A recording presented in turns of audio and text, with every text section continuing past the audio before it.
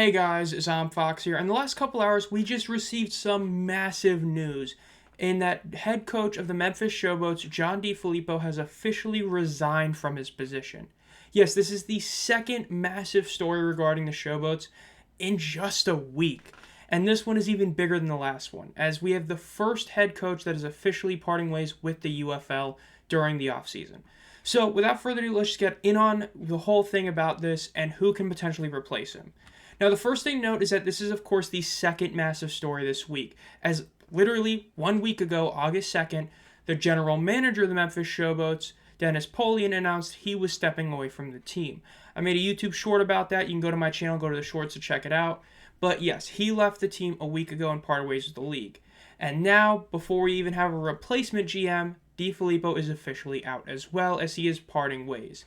It was initially reported by UFL News Hub, and even though, despite, the questionable reporting there, apparently there's been multiple other sources that have broken it. So this does seem to be official that he is leaving the league. So yes, this is a big deal.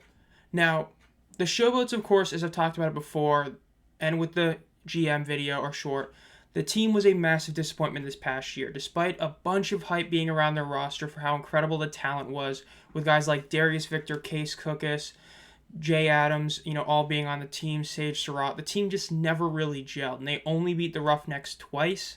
And some people would even say they were still the worst team in the league. It's just they had the Roughnecks numbers. It's the only team they could beat. And yes, they're done. Now, another reason was because John DeFilippo with the Breakers was really good.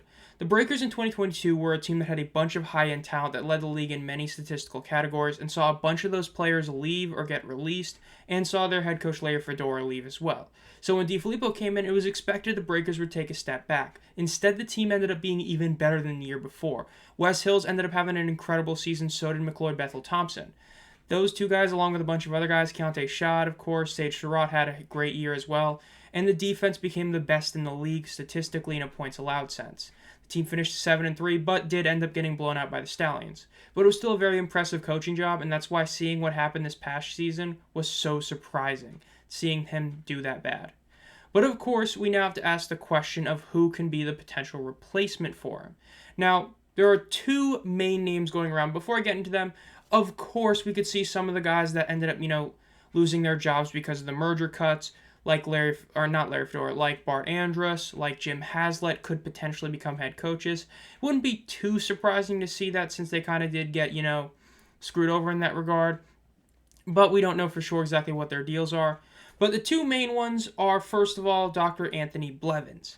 Now, Anthony Blevins, UFL News Hub initially said there's a very real shot that he may be kind of, in a sense, gifted the role because of the fact that he got screwed over more than other guys. It wasn't that his team got, shelved, it's that he never even got to coach his team before they got shelved. He was going to be a replacement for Rod Woodson for the 2024 Vegas Vipers season, and considering the fact that UFL played, as you can probably guess, he never got to actually coach the Vipers. So he never got a shot to actually show what he could do. This is a guy that's been a, special teams and defensive guy for most of his career, a lot of time with the Giants especially, but he never got a shot. Now, this past season with John Chavis ending up having to leave the Birmingham Stallions, he came in and was a defensive assistant to the team and helped them win the 2024 UFL Championship. So there's a lot of thought of if he's going to end up being given the job as a sort of, makeup for the fact that he got royally screwed over with the 2024 XFL season being canceled because of the merger and him never getting to coach the Vegas Vipers. Now, this is a big one, but the one that I personally want to see, if it's not obvious enough, and that many of you probably want to see, is Jaron Horton get his head coaching opportunity. Jaron Horton was the defensive coordinator for the Maulers for the 2 seasons they existed in the modern era, and the second year got more of a role as the assistant head coach as well. He helped make the defense turn around completely year 1 to year 2. In year 1, under Kirby Wilson, the guy that many would still say is the worst spring football coach in the modern era, his defense wasn't great. 222 points allowed was second to worst in the league, and 12 takeaways was also near the bottom. But in 2023, oh man, it changed. That defense under a new head coach and with him having more responsibilities as the assistant head coach, they ended up having 20 takeaways, which led the entire league and were just 2 points away from having the best points allowed defense as well. They were also like 4 sacks away from the sack lead. It was just an incredible turnaround. And their defense, especially in the playoffs, was great, mainly Well, while the game against Michigan wasn't the best, the game against Birmingham, they did actually hold Birmingham to a pretty low score for most of the game and was overall a really incredible unit. The fact is, a bunch of those players were great, and it still shocked many people that some of those guys didn't end up getting signed, especially like a Boogie Roberts. But of course, the question is, will Jaron Horton get a shot? He was the assistant head coach of the year, or the assistant coach of the year, and many people were wondering whether or not he would get a head coaching job if somebody were to, let's say, leave.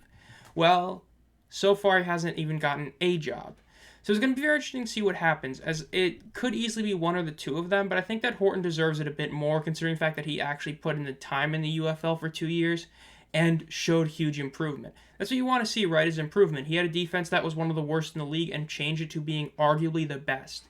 It was between them and the Breakers for the best defense in the league, as their 20 takeaways is remarkable in a 10-game season. So it's a huge question mark of what's going to happen there.